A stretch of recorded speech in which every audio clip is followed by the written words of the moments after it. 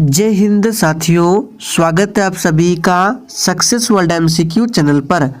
तो दोस्तों, आज की इस वीडियो में दृष्टि आईएएस बुक से मॉडल प्रैक्टिस सेट नंबर 11 को कवर करेंगे। तो जल्दी से आप सभी लाइव में जुड़ जाइए। सभी को गुड इवनिंग। तो फ्रेंड्स, आज के सेशन का पहला प्रश्न है, भारत में प्रथम जनगणना किस वायसराय के कार्यकाल में प्रारंभ की गई थी। बहुत ही शानदार प्रश्न है। और दोस्तों, आप सभी को प्रत्येक प्रश्नों के उत्तर लाइव चैट में देने हैं। आपको आंसर करने के लिए नीचे लाइव चैट का ऑप्शन मिलता है। तो देखिए दोस्तों, पहले प्रश्न का आंसर जो ये बच्चे लाइव चैट में डी ऑप्शन को दिए हैं, आपका बिल्कुल सही जवाब है। लॉर्ड मेयो के शासनकाल में 1872 में भारत में प्रथम जनगणना किया गया था। और अगर आपसे पूछे कि नियमित जनगणना किस वर्ष से की गई थी, तो 1881 में नियमित जनगणना या 10 के आधार पर जनगणना किया गया था। किसके शासनकाल में? तो लॉर्ड रिपन के शासनकाल में। तो इन सभी फैक्ट को ध्यान रखना है। और जनगणना जो है प्रत्येक 10 वर्ष के अंतराल पर की जाती है। दूसरा प्रश्न है, मंत्री परिषद का अध्यक्ष कौन होता है। बिल्कुल एग्जाम में पूछा जाने वाला प्रश्न है।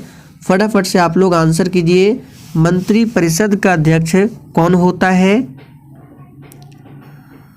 तो दूसरे प्रश्न का आंसर बहुत बच्चे बी ऑप्शन को दिए हैं, जो कि बिल्कुल सही जवाब है। प्रधानमंत्री मंत्री परिषद का अध्यक्ष होता है। चलिए सभी ऑप्शन को थोड़ा सा डिटेल में बता देते हैं। राष्ट्रपति से संबंधित प्रश्न बनता है कि राष्ट्रपति अपना त्यागपत्र किसे देते हैं। तो राष्ट्रपति अपना त्यागपत्र उपराष्ट्रपति को देते हैं और उपराष्ट्रपति अपना त्यागपत्र राष्ट्रपति को देते हैं। राष्ट्रपति उपराष्ट्रपति राज्यपाल बनने के लिए उम्र सीमा जो है 35 वर्ष है। राष्ट्रपति पर महाभियोग की प्रक्रिया किस आर्टिकल में बताया गया है? तो अनुच्छेद 61 में बताया गया है। बात करते हैं लोकसभा अध्यक्ष की। तो लोकसभा अध्यक्ष अपना त्यागपत्र किसे देता है? तो लोकसभा उपाध्यक्ष को। और लोकसभा अध्यक्ष का चुनाव किसके द्वारा किया जाता है? तो लोकसभा के सदस्य, याद रखना है, लोकसभा के सदस्यों द्वारा लोकसभा अध्यक्ष का चुनाव किया जाता है। तो इन सभी फैक्ट को आपको ध्यान रखना है। बम्बई स्टॉक एक्सचेंज की स्थापना किस वर्ष हुई थी। चलिए आप सभी तीसरे प्रश्न के लिए आंसर करेंगे। बम्बई स्टॉक एक्सचेंज की स्थापना किस वर्ष हुई थी। तो दोस्तों, तीसरे प्रश्न का सही आंसर है वर्ष 1875 में। देखिए बी ऑप्शन में एक डेट है 1885। तो 1885 को क्या हुआ था? तो भारतीय राष्ट्रीय कांग्रेस की स्थापना होती है 28 दिसंबर 1885 को। किसके नेतृत्व में? तो ए.ओ. ह्यूम के नेतृत्व में। विशिष्ट प्रतिरोध का एसआई मात्रक क्या है? बिल्कुल एग्जाम में पूछा जाने वाला प्रश्न है। फटाफट से आंसर बताएंगे। विशिष्ट प्रतिरोध का एसआई मात्रक क्या होता है? प्रतिरोध का आप सभी जानते हैं ओम होता है, लेकिन यहाँ पे विशिष्ट प्रतिरोध का बताना है। तो देखिए चौथे प्रश्न का आंसर कुछ बच्चे ए ऑप्शन दिए हैं, जो कि बिल्कुल सही जवाब है। विशिष्ट प्रतिरोध का मात्रक क्या होता है? तो ओम मीटर होता है।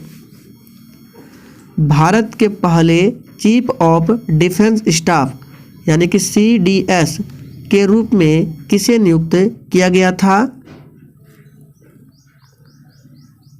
तो पांचवें प्रश्न का आंसर क्या होगा? तो जो ही बच्चे बी ऑप्शन दिए हैं, आपका बिल्कुल सही जवाब है जनरल विपिन रावत। आप लोग कमेंट करके बताएंगे वर्तमान में भारत के CDS कौन है। किन देशों की मुद्रा प्रायः हार्ड करेंसी होती है। बहुत ही शानदार प्रश्न है। चलिए आंसर करेंगे। किन देशों की मुद्रा प्रायः हार्ड करेंसी होती है। तो छठे प्रश्न का आंसर है विकसित देशों की मुद्रा जो है प्रायः कैसी होती है। तो हार्ड करेंसी होती है। गांधी जी ने दांडी यात्रा कब प्रारंभ किया था? ये प्रश्न बिहार पुलिस के एग्जाम में काफ़ी बार पूछा गया है। चलिए आंसर करेंगे, गांधी जी ने दांडी यात्रा कब प्रारंभ किया था? और आप लोग कमेंट करके बताएंगे कहाँ से प्रारंभ किया था। ये पूछा गया प्रश्न है कि गांधी जी ने दांडी यात्रा कहाँ से प्रारंभ किया था। तो इसका आंसर आपको नीचे कमेंट बॉक्स में देना है। तो फिलहाल इसका आंसर जो ये बच्चे डी बता रहे हैं आपका बिल्कुल सही जवाब है मार्च 1930 में, यानी कि 12 मार्च 1930 में। अखिल भारतीय किसान सभा के संस्थापक कौन थे? चलिए 8 के लिए फटाफट से आंसर बताएंगे। और दोस्तों आप में से जितने भी स्टूडेंट चैनल पर पहली बार आए हैं आप सभी को बता देते हैं, ये क्लास आपको डेली रात 8:30 बजे लाइव चैट के साथ मिलता है। तो टाइमिंग को ज़रूर ध्यान रखें और डेली क्लास टाइम पर ही क्लास को अटेंड करें, तभी आपको लाइव चैट का ऑप्शन मिलेगा। तो 8वें प्रश्न का आंसर क्या होगा? तो बहुत बच्चे सी ऑप्शन बताएं जो कि बिल्कुल सही जवाब है, स्वामी सहजानंद सरस्वती। जयप्रकाश नारायण को ध्यान रखना है, इन्होंने संपूर्ण क्रांति का नारा दिया था। तो आपसे पूछ सकता है संपूर्ण क्रांति का नारा किसने दिया था? तो जयप्रकाश नारायण ने। जयप्रकाश नारायण को लोक नायक की उपाधि दी गई है। डॉक्टर राजेंद्र प्रसाद भारत के प्रथम राष्ट्रपति थे। कृत्रिम वर्षा कराने के लिए किस रसायन का छिड़काव किया जाता है? चलिए फटाफट से आंसर कीजिए। कृत्रिम वर्षा कराने के लिए किस रसायन का छिड़काव किया जाता है? तो इस प्रश्न का आंसर कुछ बच्चे बी ऑप्शन बता रहे हैं जो कि बिल्कुल सही जवाब है, सिल्वर आयोडाइड का प्रयोग किया जाता है कृत्रिम वर्षा कराने के लिए। वर्ष 1949 में गठित राष्ट्रीय आय समिति के अध्यक्ष कौन थे?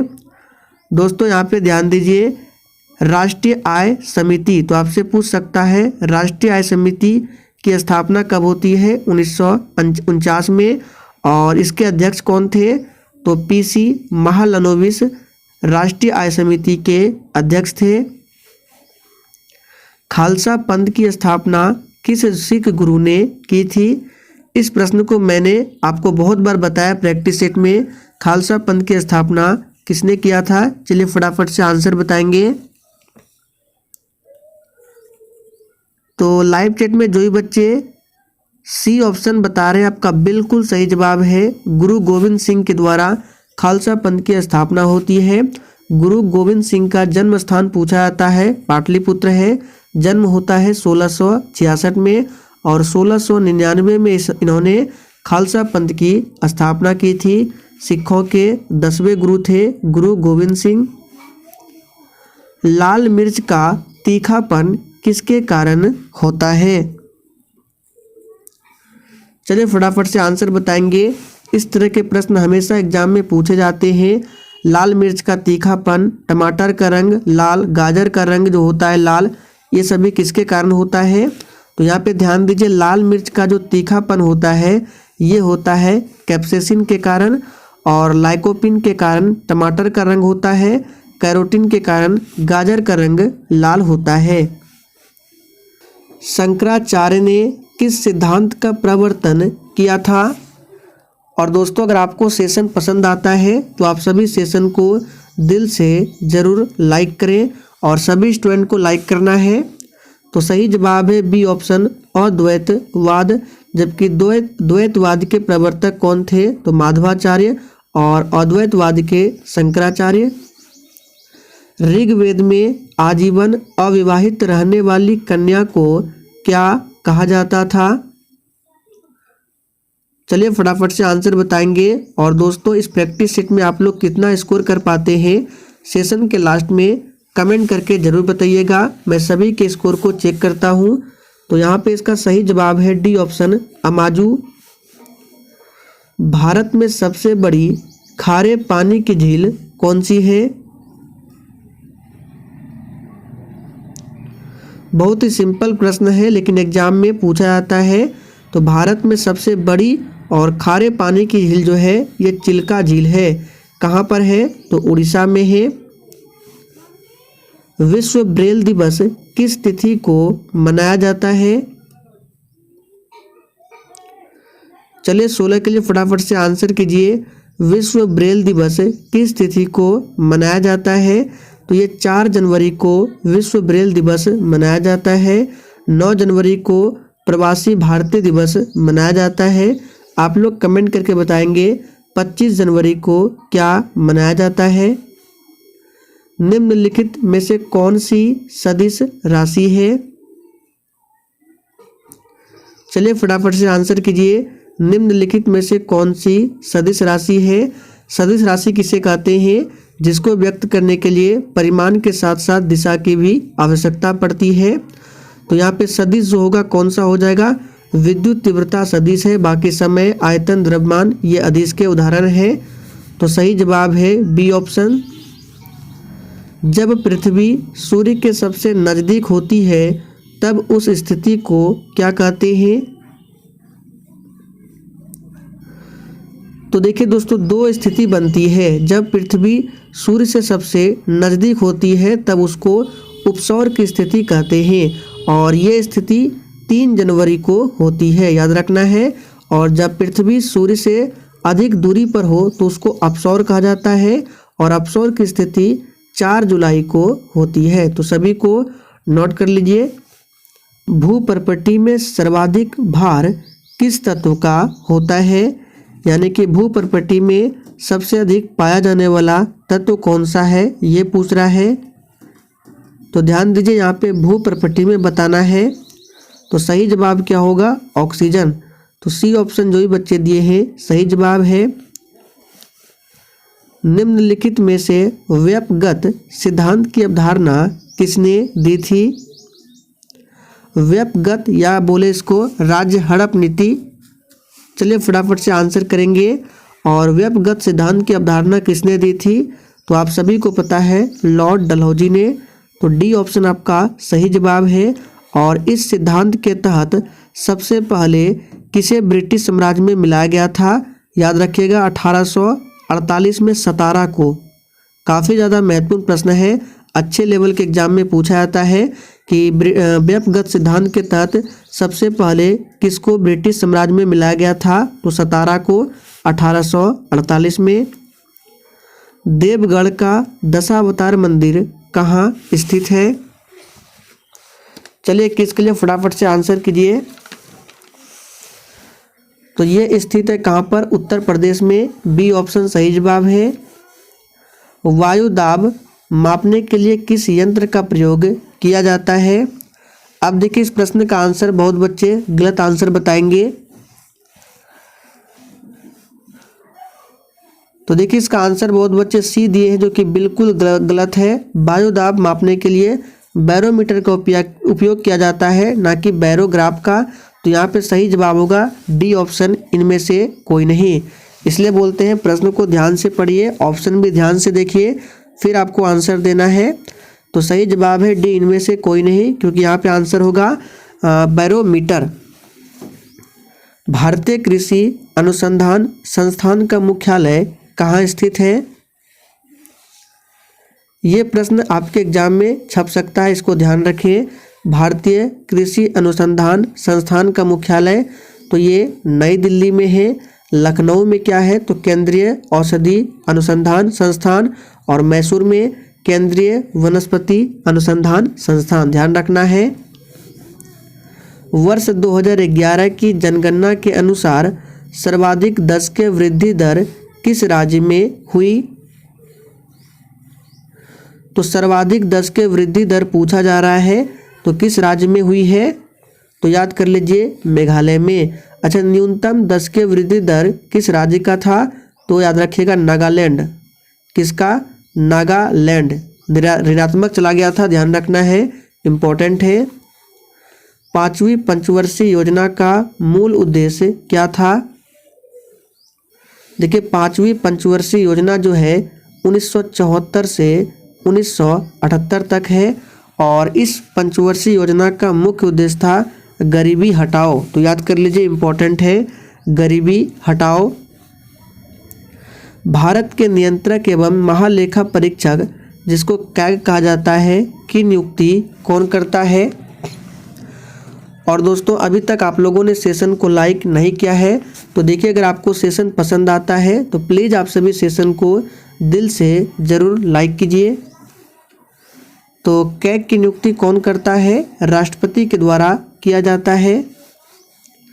संसद के 2 सत्रों के मध्य अधिकतम अंतराल कितना होता है? तो पहले भी इस प्रश्न को प्रैक्टिस सेट में हमने बहुत बार बताया है कि संसद के 2 सत्रों के मध्य अधिकतम जो है 6 महीना। मानव शरीर की सबसे बड़ी अंतःस्रावी ग्रंथि कौन सी है? चलिए फटाफट से आंसर बताएंगे। देखिए, अगर पूछे कि मानव शरीर की सबसे बड़ी ग्रंथि तो आंसर हो जाएगा यकृत ग्रंथि, लेकिन सबसे बड़ी अंतःस्रावी पूछे तो आंसर इसका हो जाएगा थायराइड ग्रंथि। तो डी ऑप्शन यहाँ पे सही जवाब है। सती प्रथा का प्रथम प्रमाण किस अभिलेख से मिलता है? देखिए, हमने आपको सती प्रथा के उन्मूलन के बारे में पढ़ा था कि सती प्रथा का उन्मूलन जो है 1829 में किया गया था लॉर्ड विलियम बेंटिक के द्वारा, और इसमें सहयोग किया था राजा राम मोहन राय ने। और सती प्रथा का प्रथम प्रमाण जो मिलता है भानुगुप्त के एरन अभिलेख से। तो सही जवाब है डी ऑप्शन, एरन अभिलेख। पूरा याद रखना है, भानुगुप्त के एरन अभिलेख से। शरीर में ऊतकों का निर्माण किससे होता है? वेरी वेरी इंपॉर्टेंट प्रश्न है, इसको भी मार्क करके रखना, एग्जाम में पूछा जा सकता है। शरीर में ऊतकों का निर्माण किससे होता है? तो जो भी बच्चे ए ऑप्शन बताएं आपका बिल्कुल सही जवाब है, प्रोटीन से होता है। थोक मूल्य सूचकांक के मुख्य घटक कौन कौन से हैं? तो देखिए दोस्तों, थोक मूल्य सूचकांक WPI के मुख्य घटक है विनिर्मित उत्पाद, प्राथमिक वस्तुएं, ईंधन, ये सभी है। तो डी ऑप्शन सही जवाब है। सार्वजनिक लेखा समिति अपनी रिपोर्ट किसे प्रस्तुत करती है?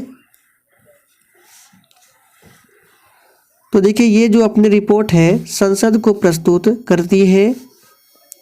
निम्नलिखित में से किसे बिहार विभूति के नाम से जाना जाता है?